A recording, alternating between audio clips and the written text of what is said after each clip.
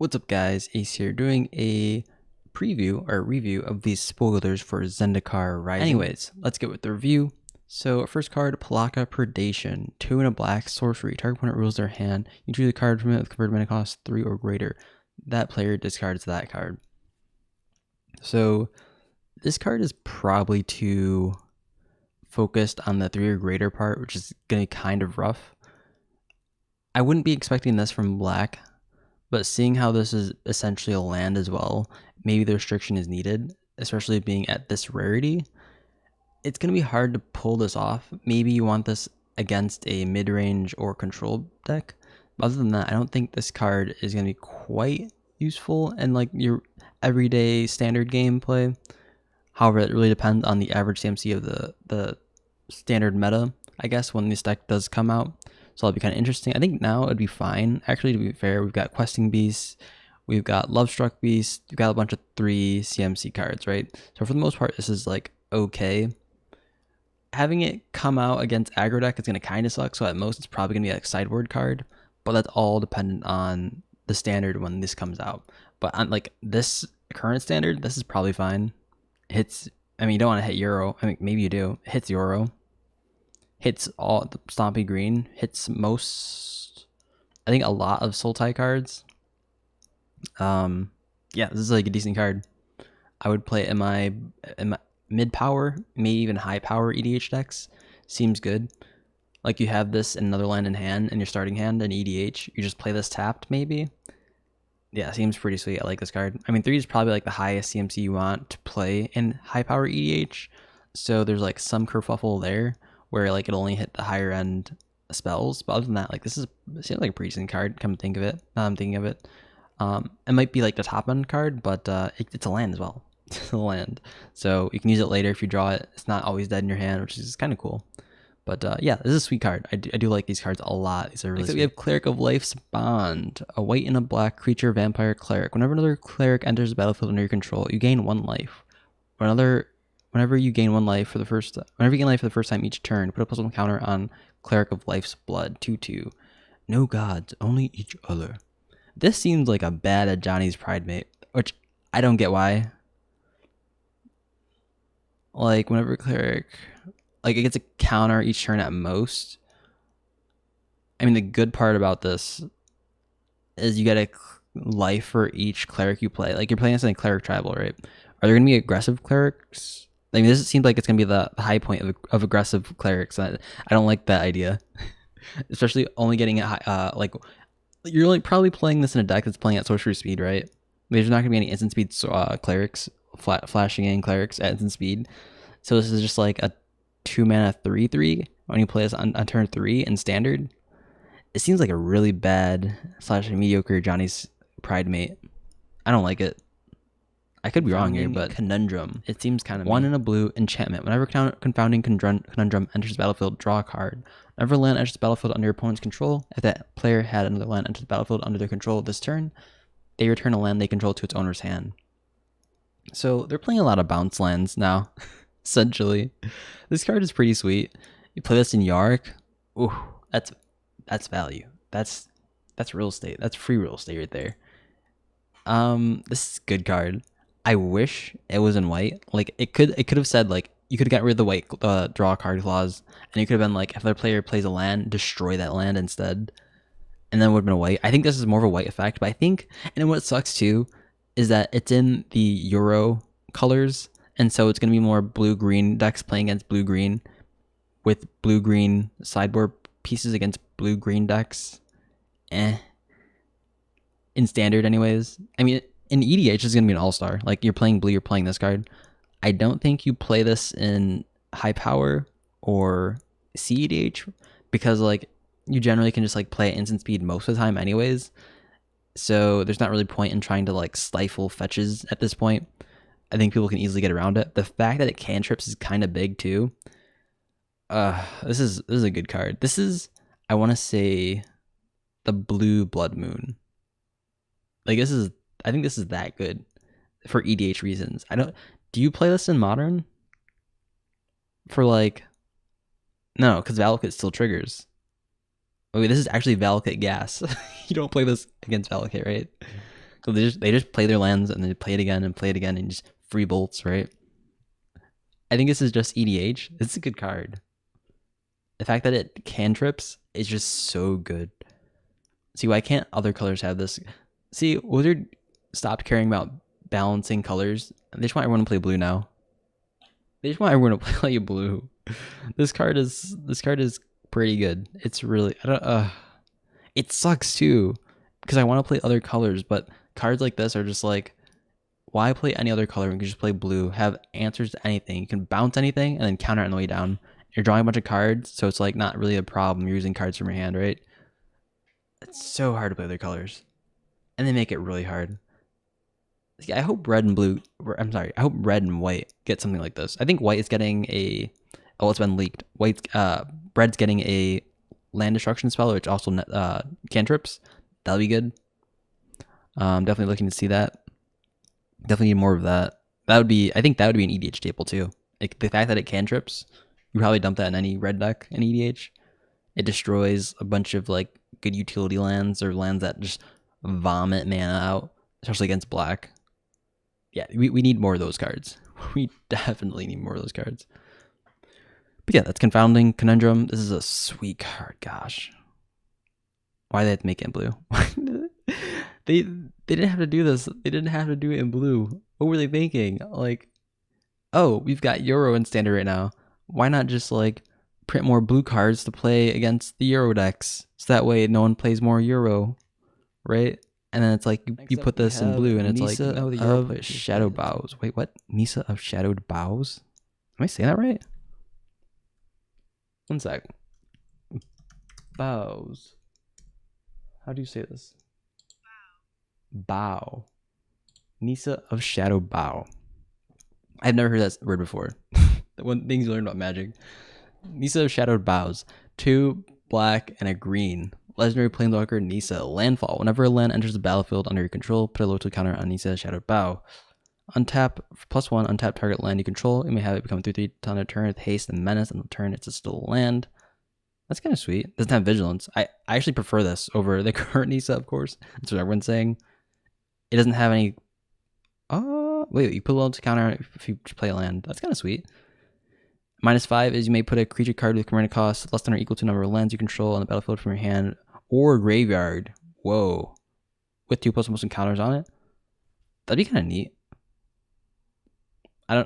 There's definitely gotta be like some cool Golgari ramp cards coming in next standard, right? Maybe Soul Tie standard because you gotta play blue.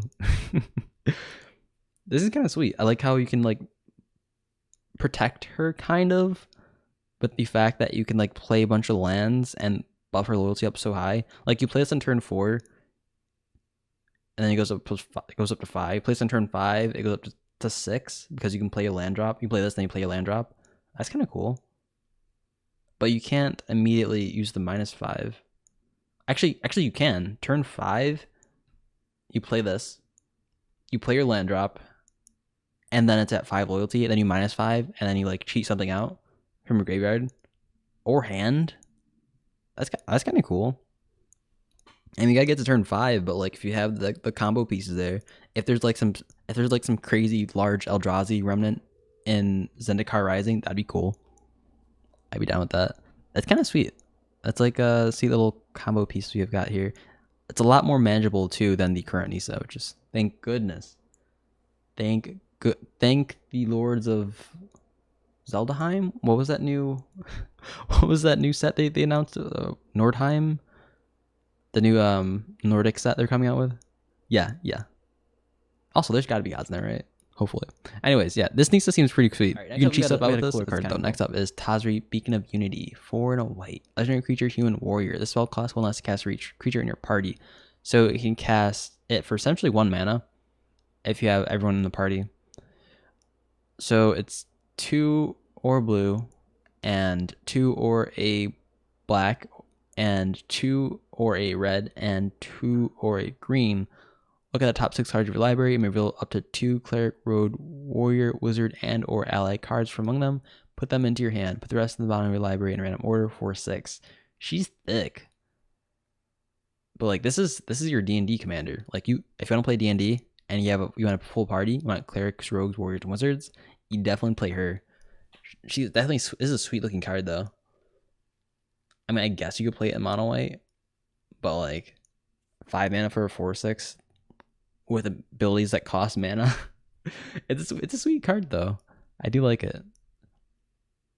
Like, what deck do you play it in? Only like mid power commander? Probably. There's no like crazy combos that would combo with this, would there be?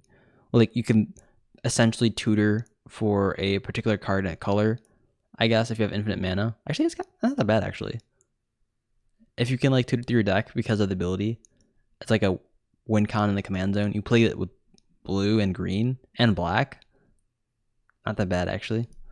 Oh, I noticed. It is all 5 colors except the activated ability doesn't require white. Interesting.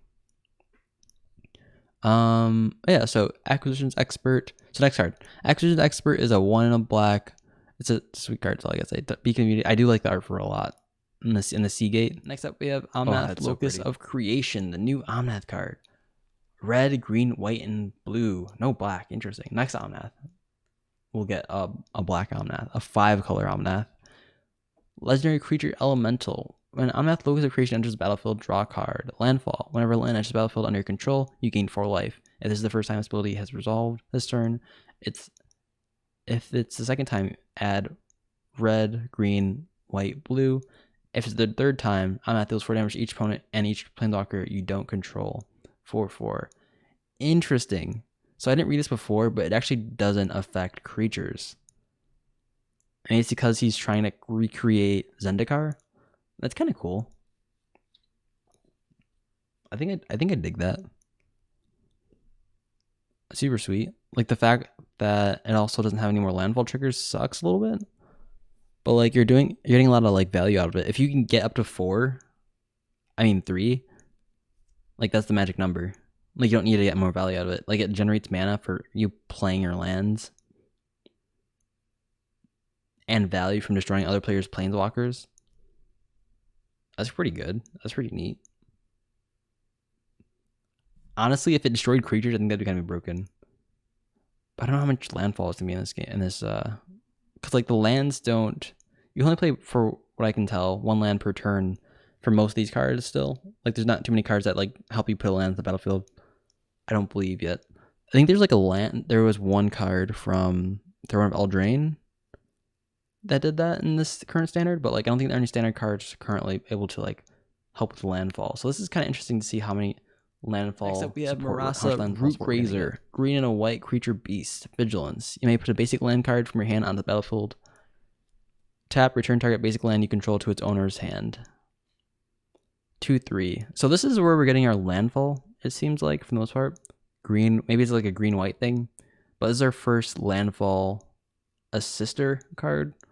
You can tap this, similar to Walking Atlas, to put a card, basic land card, from your hand onto the battlefield, which does enable landfall, so that's 2 triggers. Play this, and then you tap this for landfall, and that's 2 triggers. Maybe there won't be enough to support Omnath. All you need is 3, so I don't think we've seen any cards yet that'll help that. So this is interesting. I like this. This is cool. This is Selesnya, 2 mana for 2/3. This is good. This is sweet. Obviously it's green, so it's like it's gonna be on par. Like the power and toughness are gonna be above curve a little bit, but with the effects, this is pretty decent. Return target basic land you control to its owner's hand. Ooh.